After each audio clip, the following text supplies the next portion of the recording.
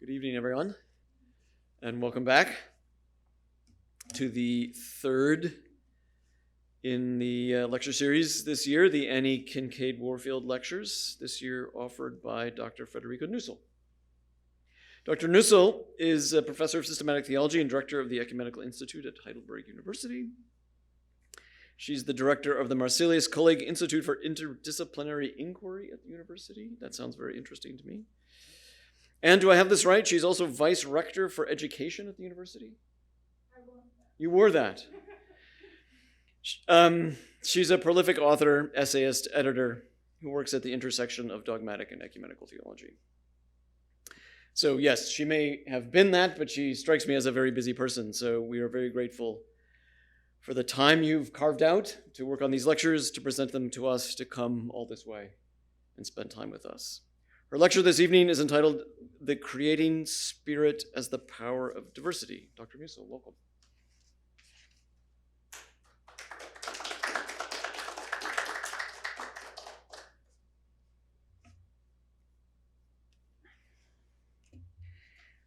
I should say that the gratitude is on my side. I'm really very pleased to be here. And whenever I'm not here in this room, I'm up in the library, which is the best place I know. So I begin with developments in the doctrine of creation. In this afternoon's lecture, I discussed the dynamics of the biblical discourse on the Spirit and its explication in the doctrine of the Trinity. With the transmission context, it arises that God is spirit in and through the Spirit's activity, which eternally determines the fellowship and differentiation of Father and Son, or mother and daughter. I learned that from my conversation with Carrie Day this afternoon, that it might be better to now and then switch.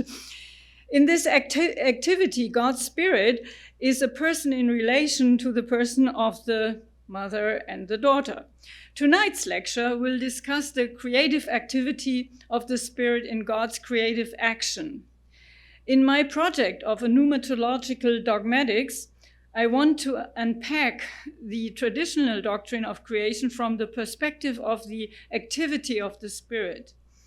This project differs from many modern approaches, as well as from the confessional Protestant dogmatics that have long shaped Reformed and Lutheran doctrinal norms on both sides of the Atlantic. The ancient dogmatics do not specifically emphasize the special effect of the Spirit in the act of creation. The reason for this lack of attention to the Spirit is twofold. First, they follow the patristic rule of the opera ad extra indivisa sunt, so the external works are not divided, in order to avoid the charge of treatism. God, Father, and Son act together in the three great works of God: creation, redemption, and consummation or reconciliation.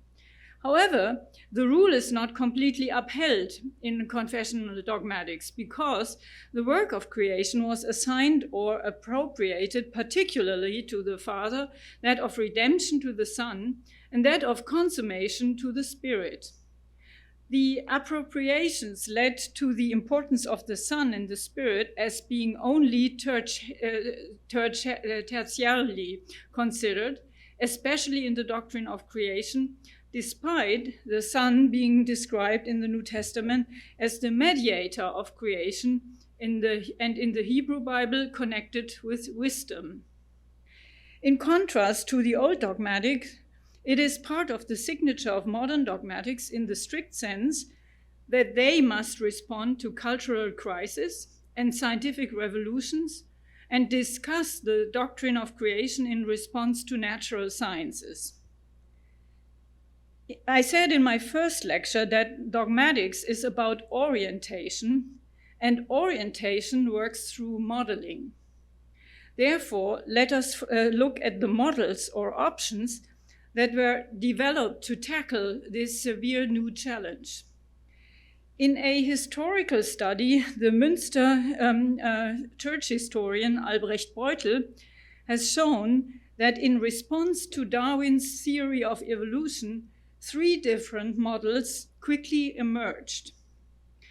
First, the response model of antithesis, which proposes the biblical worldview to be the superior and accurate one over and above the scientific one.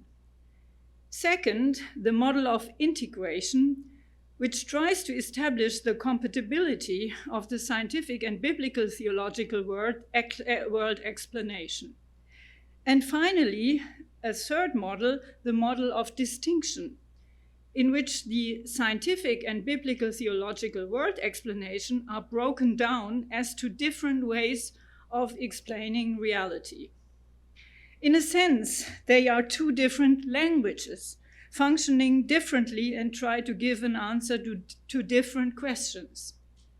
These models can be discerned in the various approaches to a theology of creation today. Karl Barth, as I read him, represents the distinctive approach. In his Kirchliche Dogmatik, he developed an understanding of creation strictly from the Word of God and covenant and kept cosmological and life science questions out of the doctrine of creation.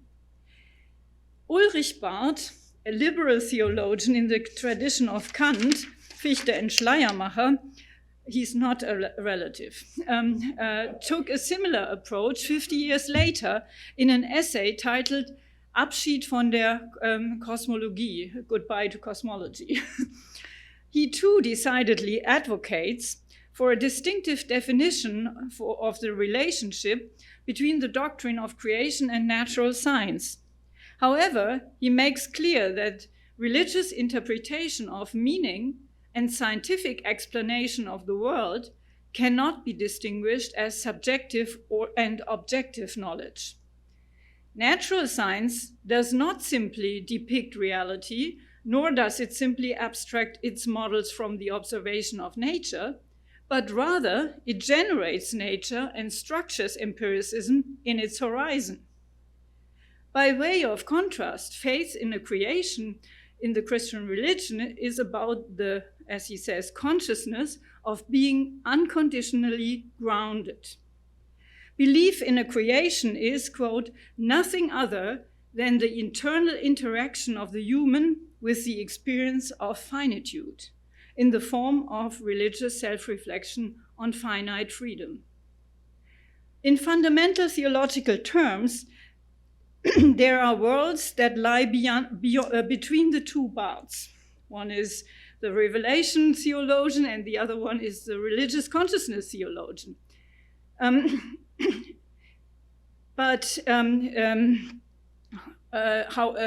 the doctrine of creation, the two Barths are very similar.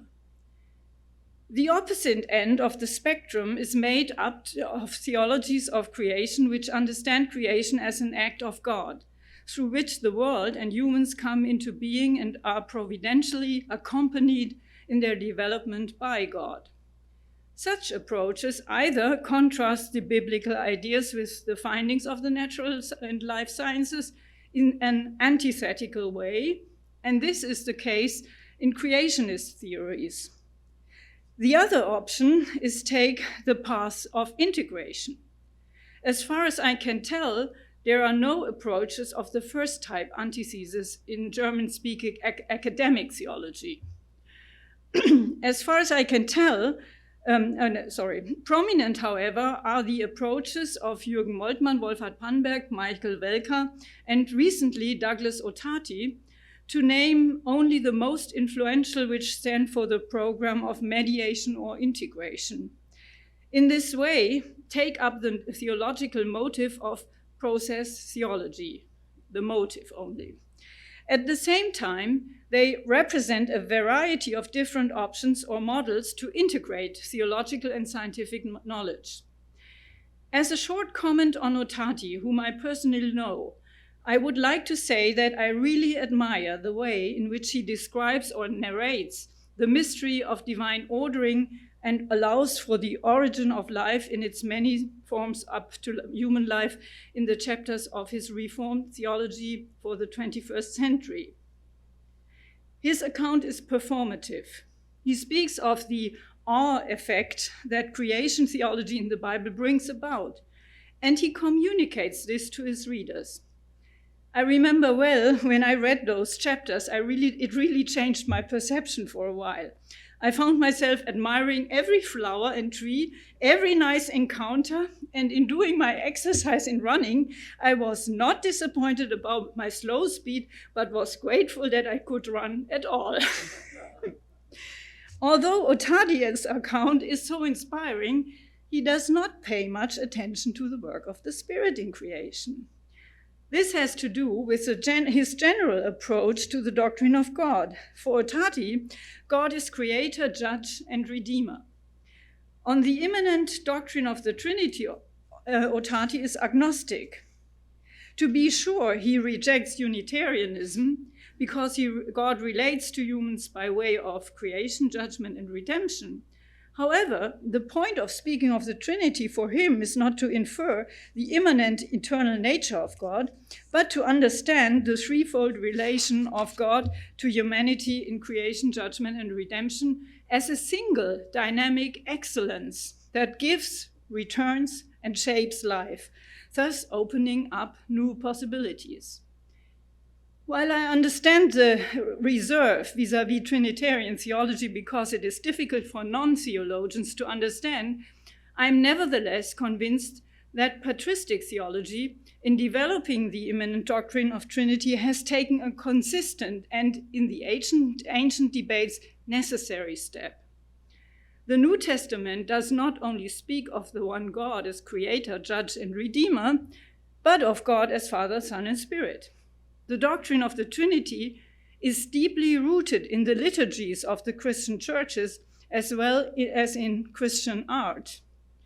Therefore, one should perhaps not underestimate the accessibility and the given cultural embeddedness of the idea of God as triune. In contrast, a merely economic Trinitarian discourse of God is equally liable to the misunderstandings of tritheism and modalism with which early Christianity already wrestled. Second point.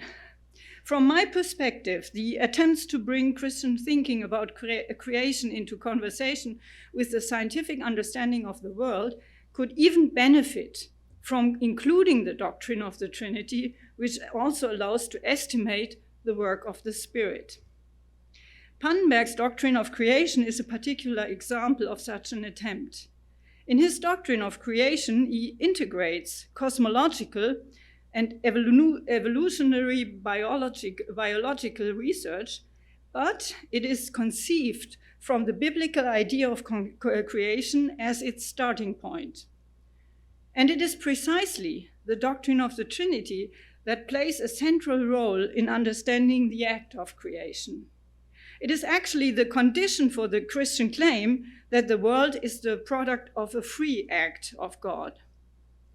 The action of the triune God in relation to the world cannot be completely different from that which takes place in God's inner life.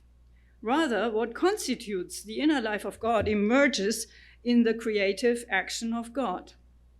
The inner multiplicity is thereby also the reason why there can be a real multiplicity of God's acts, as the Bible testifies. But the integral role of the immanent Trinity as a precondition for the free action of creation is not thereby exhausted. In keeping with the theological tradition, Pannenberg does emphasize the inseparable unity of God in outward action, but he expresses how this unified action does not exclude a differentiated interaction. Rather, this unified action is realized precisely in the specific contributions of the individual divine persons.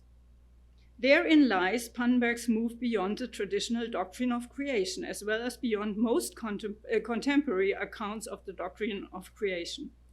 Recalling the biblical statements about the participation of the Son and the Spirit in creation and redemption, Pannenberg interprets the Son and the Spirit as distinct creative principles in the act of creation. Since the Son, in his earthly history, distinguished himself from the Father and submitted himself to him, Pannberg understands the peculiarity of his activity in self-differentiation. The Son is thus the principle of otherness or distinctness.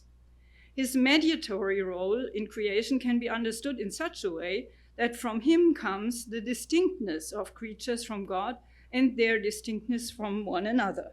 In this respect, Pannberg can understand the Son as the principle of otherness in the act of creation. In an analogous interpretation of the statement about the work of the Spirit, he sees the Spirit's role in establishing community between those who are differentiated, wherein the Holy Spirit is the element of community. The creative interaction of Son and Spirit as the principles of otherness and participation, in turn, imply understanding the Father as the origin of creatures in their contingency. This Trinitarian interpretation of the act of creation is dogmatically very productive for several reasons. It can explain the unity of the act of creation and conservation because the creative act always exhibits the same structure of interaction. At the same time, it can avoid a dualistic view of organic and spiritual life processes. The creative act is structurally repeated at all stages of life, from simple organic life processes to life processes at the level of consciousness. The elements of contingency, differentiation, and participation can be connected to the concept of emergence and thereby open up the dynamic of the act of creation for interdisciplinary dialogue. Number 3. For the project of a pneumatological dogmatics, however, a modification is necessary. I argued in the last lecture that the Spirit is underrepresented when it is solely defined as vinculum caritatis. The efficacy of the Spirit goes beyond the work of creating connection. In the intra-divine relationship, the Spirit unites the Father and the Son precisely in constituting their difference as the condition of their communion. The mediation and enabling of difference are implicit in the diversity of creaturely life, which is enlivened by God's Spirit.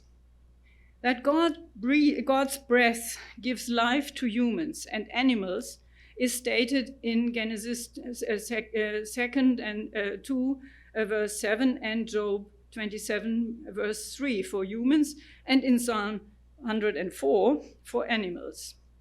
In the first creation account of the priestly source, on the other hand, the Spirit, the Ruach of God, is only indirectly associated with the creaturely diversity that God creates through God's word.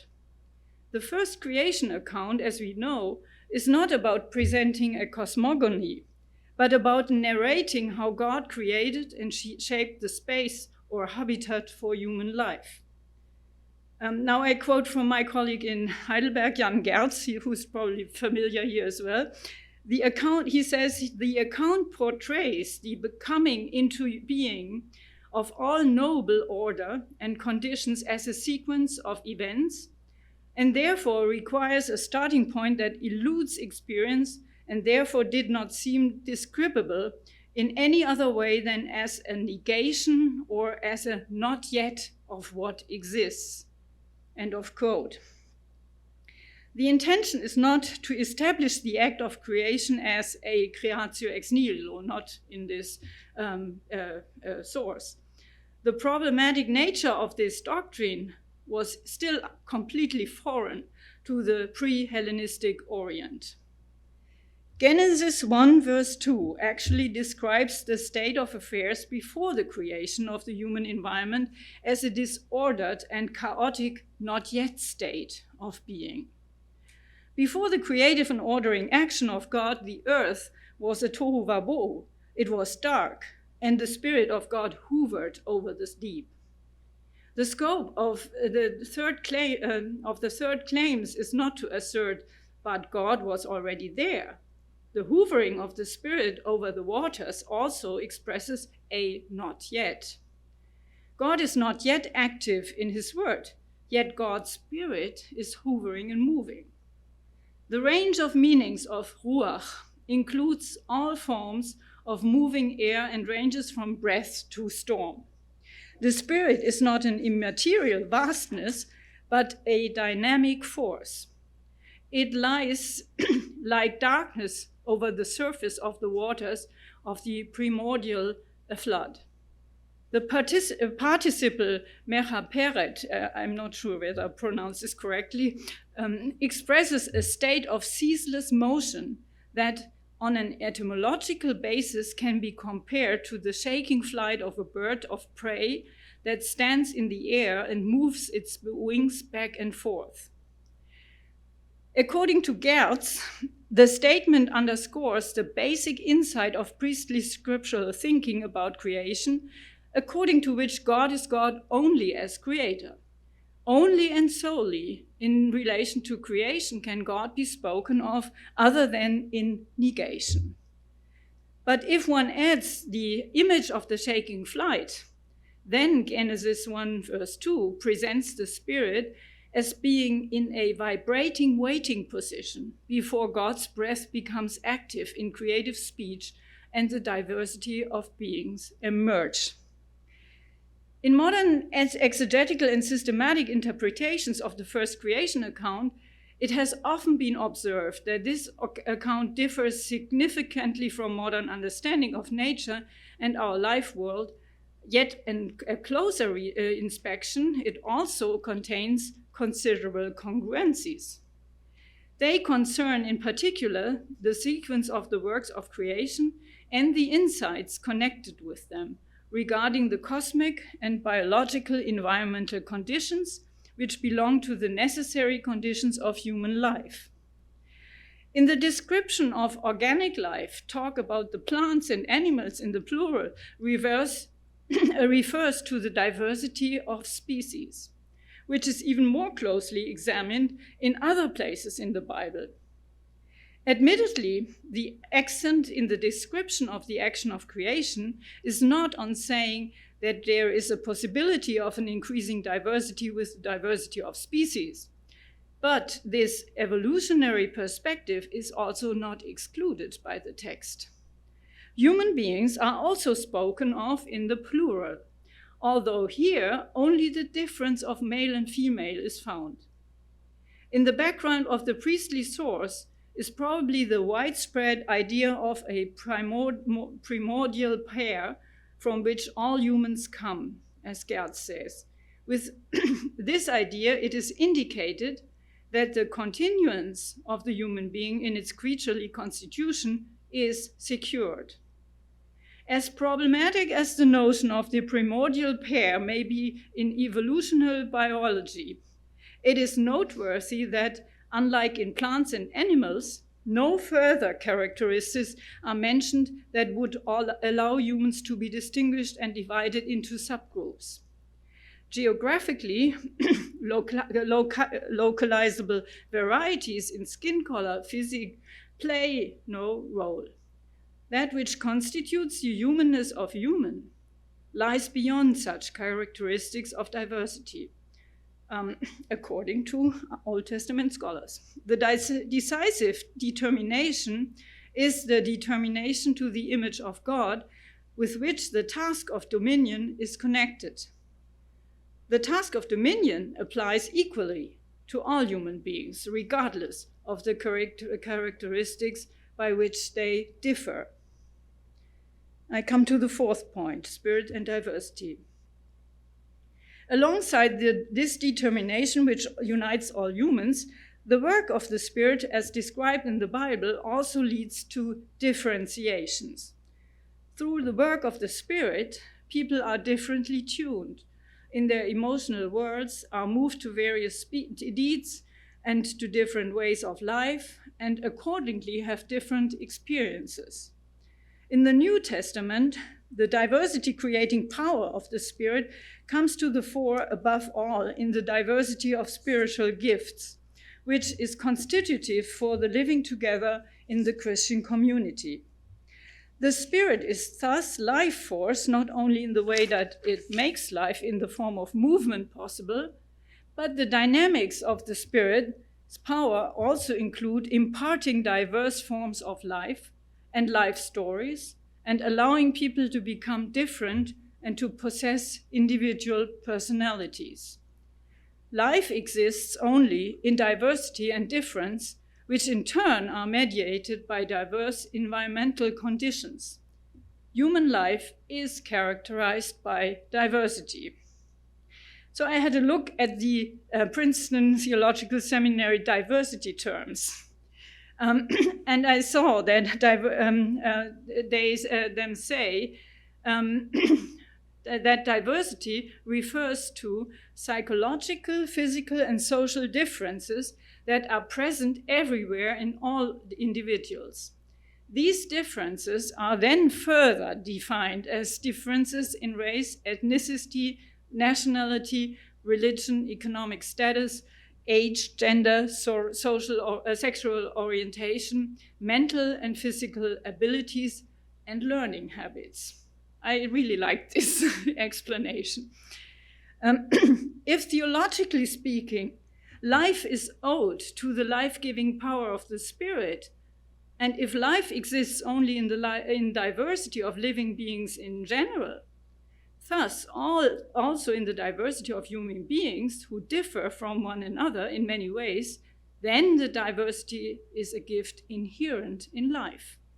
The theological insight into the work of the Spirit who gives life in difference and diversity provides grounds for a positive attitude toward diversity. The key is the recognition and appreciation of differences as nuanced view of difference and an unbiased and constructive approach to differences. Dealing with diversity in this context requires a nuanced perception of differences, because differences such as ethnicity, gender, sexual orientation, or economic status already have varying meanings in themselves and are associated with different challenges and horizons of experience in diverse contexts. The awareness of differences and how we deal with them is shaped by patterns of perception in which said differences are already coded in certain ways. One cannot completely escape this structure of perception, but there is the possibility to elucidate the genesis of perceptual patterns and attributions, which is an important instrument to be able to distance oneself from conventional patterns and to be open for a new encounter. Decisive for the encounter, together with an openness to diversity, is the readiness for self-limitation. So I come to my fifth point. A further insight about a theology of creation can be helpful here. So far, I have spoken of the Spirit's creative efficacy as a life-giving force, which is connected to another dimension that belongs essentially to God's creative action, that is creative self-limitation. This concept has acquired a special meaning in German-speaking theology in the dialogue between Jewish philosopher of religion Hans Jonas and the Protestant theologian Eberhard Jüngel. The debate was about the problem of theodicy. The starting point was Hans Jonas' speech on the occasion of being awarded the Dr. Leopold Lucas Prize, in which Jonas spoke about the concept of God after Auschwitz and posed the question of how one could still speak of God from a Jewish perspective after the atrocities carried out at Auschwitz. In concrete terms, the question for Jonas is whether the three predicates, God's goodness, comprehensibility, and omnipotence, can still be combined. For Jonas, comprehensibility and goodness are indispensable predicates of God's divinity. The idea of omnipotence, however, must be abandoned, because it can no longer be reconciled with the idea of a comprehensible and good God in the horizon of the experience of Auschwitz. Now Jonas knows well that the idea of omnipotence for religious consciousness cannot simply be given up by way of a philosophy of religion argumentation. even if it can be shown that omnipotence is an inherently aporetic concept. In a religious context, the concept can only be abundant through a mythical foundation. It is a myth that provides a new insight into the initial event. This gives evidence to my thesis that religious experience needs narrative.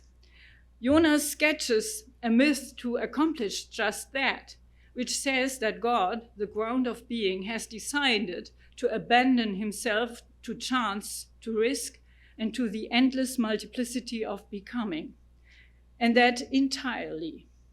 Jonas shows that he has not pulled such a myth completely out of the thin air by employing the notion of Tzimtzum, the cosmogonic central concept of Lurianic Kabbalah.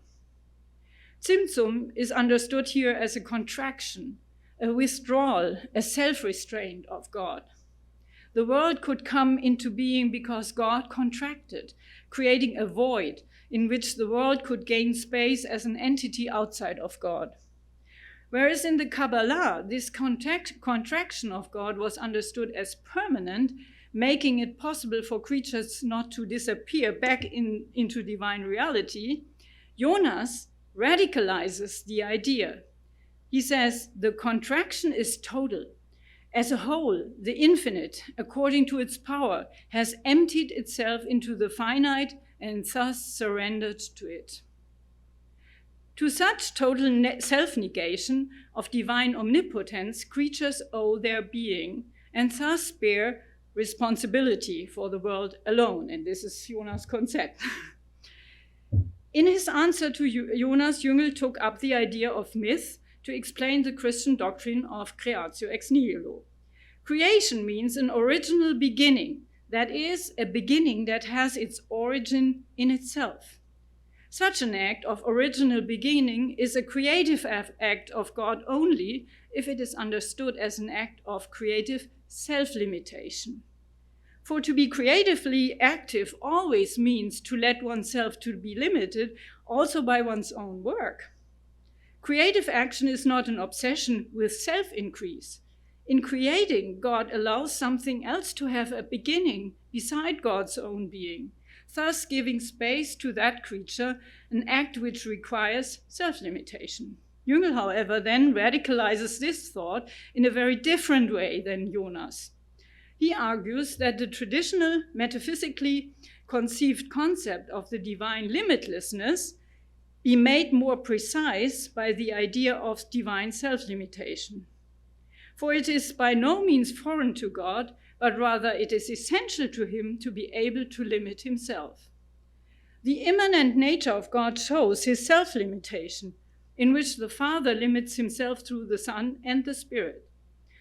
This self-limitation is repeated in the creation of the world. These considerations are unmistakably close to Hegel, with the difference being, however, that Hegel was even more radical. For Hegel, the self-limitation of God is necessary in the creation of the world because God only possesses it through a powerful other as a counterpart. The point in Jüngel's answer to Jonas, however, is not already made in saying that self-limitation is an essential implication of genuine limitlessness, but in how Jüngel deals with the concept of divine omnipotence. Unlike Jonas, Jüngel does not want to give up this predicate for the Christian understanding of God, precisely because he rejects with Jonas an abstract concept of omnipotence. According to Jüngel, however, the meaning of the true omnipotence of God can only be known in the revelation of God in God's coming to the world in the human Jesus. In this event, however, God's omnipotence is revealed as the omnipotence of love. Because God is a relational being, God cannot be thought of as relationless to God's own creation. The noble efficacy, however, consists in the revelation of God's love, even unto death and in the story of Jesus. Here it becomes apparent that God is love, and that this love is to be determined as the unity of life and death in favor of life, a famous formulation of Jüngel. Jüngel's response interests me in the context of a pneumatological doctrine of creation, not because of his death of God theology, but because he conceives of God's creation as self-limitation and finds the ground in God's immanent being. The act of creation implies self-limitation. Pannberg can positively say that God grants creatures an existence distinct from God. However, Jüngel's argument also makes clear that he ties God's creative activity in the world to revelation. God's creative efficacy consists in that God makes all humans priests through the event of revelation. A Christological understanding of creation has the advantage that talk of God's activity in the world is maintained, and a tracing back of evil and suffering to God's activity is out of the question. Jüngel does emphasize that evil and misery cannot be traced back to another power besides God by determining it as a hidden work of God. Yet Jüngel decidedly does not speak of a creative work in the processes of life. The problem of theodicy is not solved, nor can it be solved, but it is disarmed, so to speak. The act of creation is reduced to the act of revelation. One can see in this reduction a theologically revelatory intensification of the idea of creation, but also a trivialization of speech about creation in the Bible and the divine working of the Spirit. In contrast, I propose to grasp the idea of creative self-limitation in a somewhat different way and to bring it together with the creative working of the Spirit. The Spirit gives life throughout the different developmental stages of evolution and in a growing diversity of forms at different levels. As creatures arrive at the stage of independent life, God limits God's self in the power of the Spirit. Such self-limitation does not begin only with the bringing forth of life, but already with the bringing forth of the manifold inorganic and natural law conditions for life. Already in the priestly creation narrative, God spends more than half of the days with the creation of the cosmic conditions under which animals and humans can live. In the bringing forth of life in diversity and difference, the work of the Spirit realizes the self-limitation of God in favor of the world and creatures. The Spirit is, even in the immanent Trinity, the principle of life in that the Spirit makes the Father and Son differentiated in their communion, as I've tried to show in the last lecture.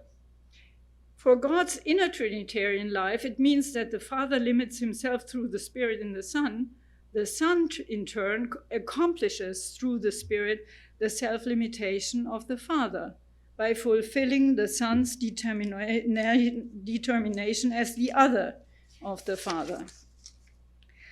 Within these considerations, I'm adapting Pannberg's determination of the Trinitarian act of creation, but interpreting the role of Father, Son, and Spirit somewhat differently, by understanding the Spirit not only as the principle of community, participation, but connectedly as the principle of difference and diversity.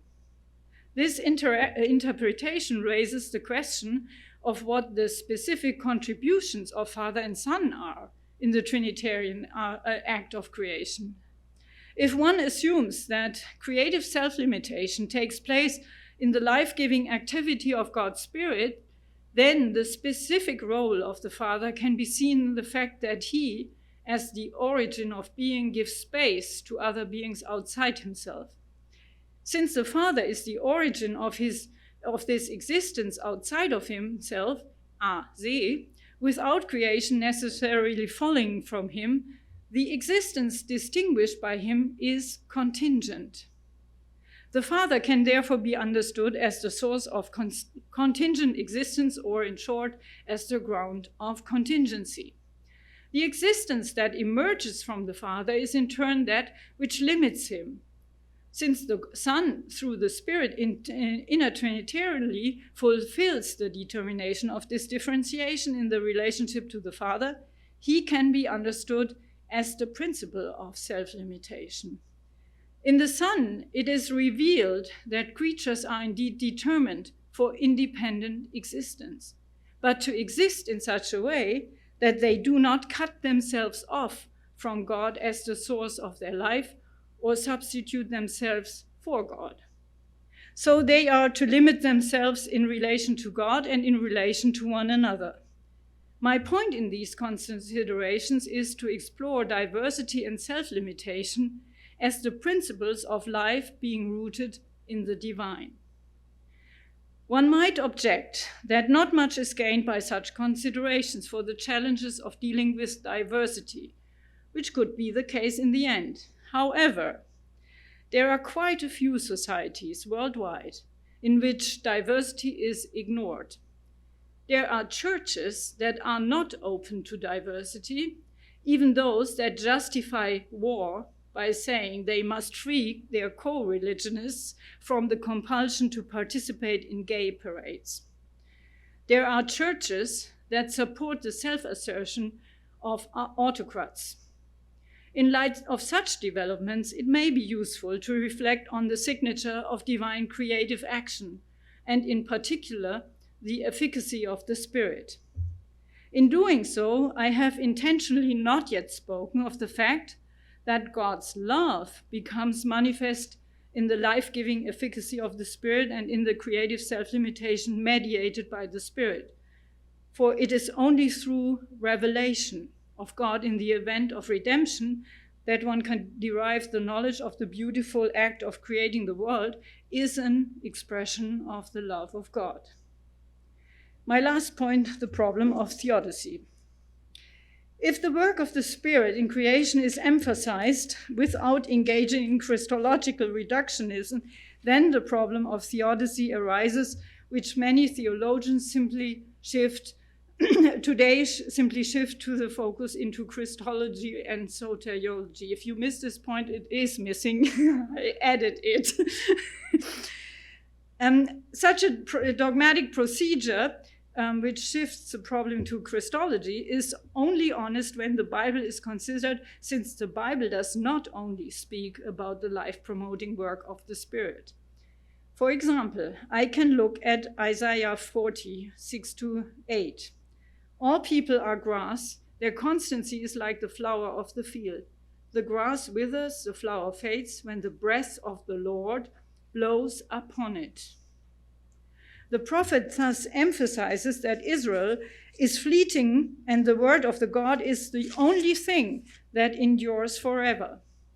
However, it is the Spirit of God, Ruach, that causes the grass to wither and the flower to fade.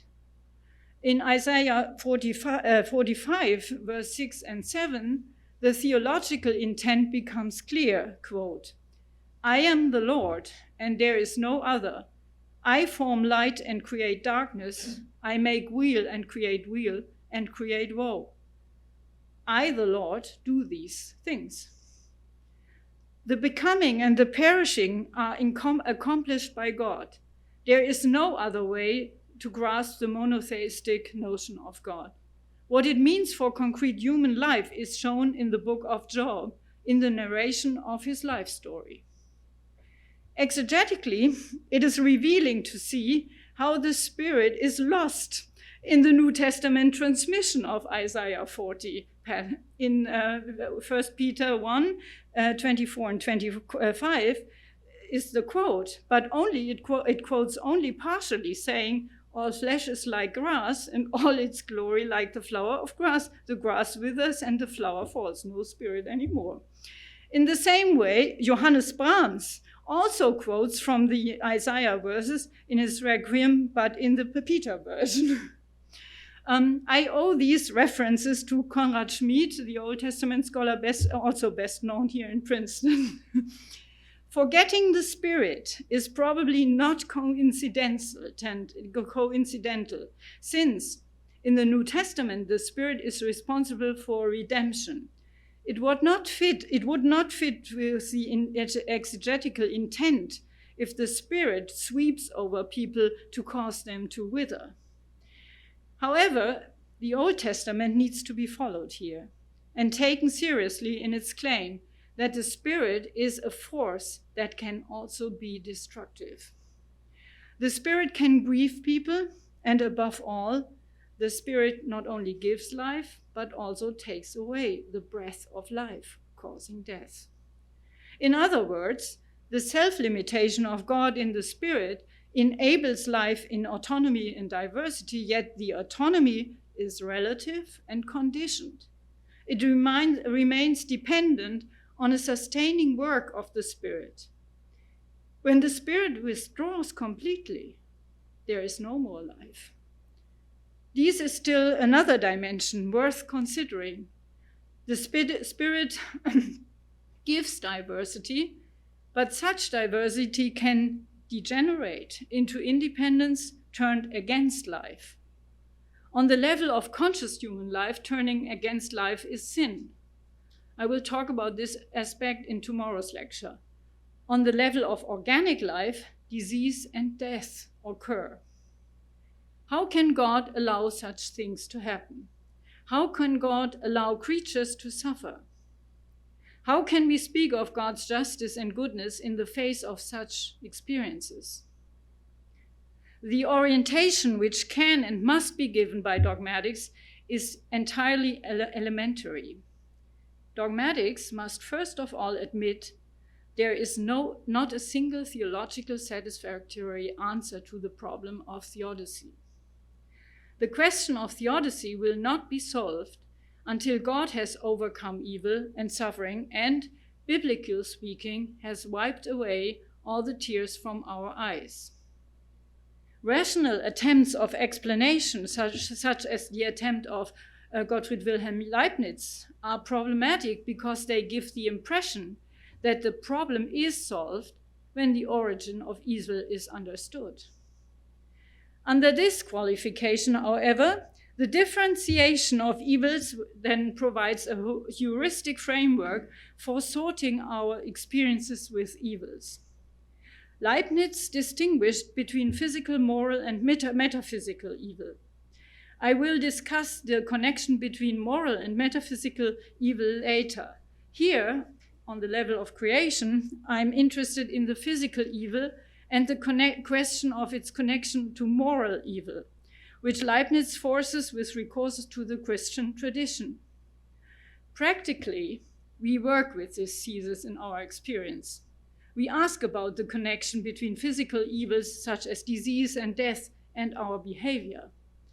I will take an obviously benign example from my own experience, a simple example. In February last year, I was riding my bicycle home from my office in Heidelberg at night.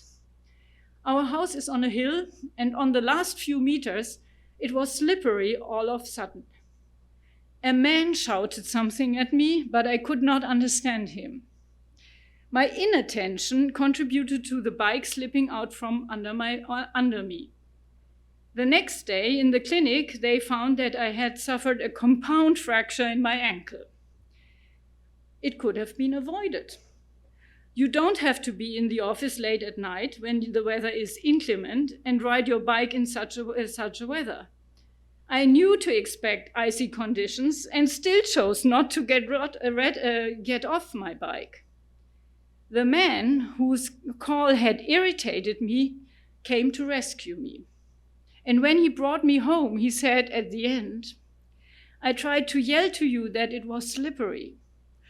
Of course, I would never think the man's shouting was the cause of my broken ankle. I blamed myself for it.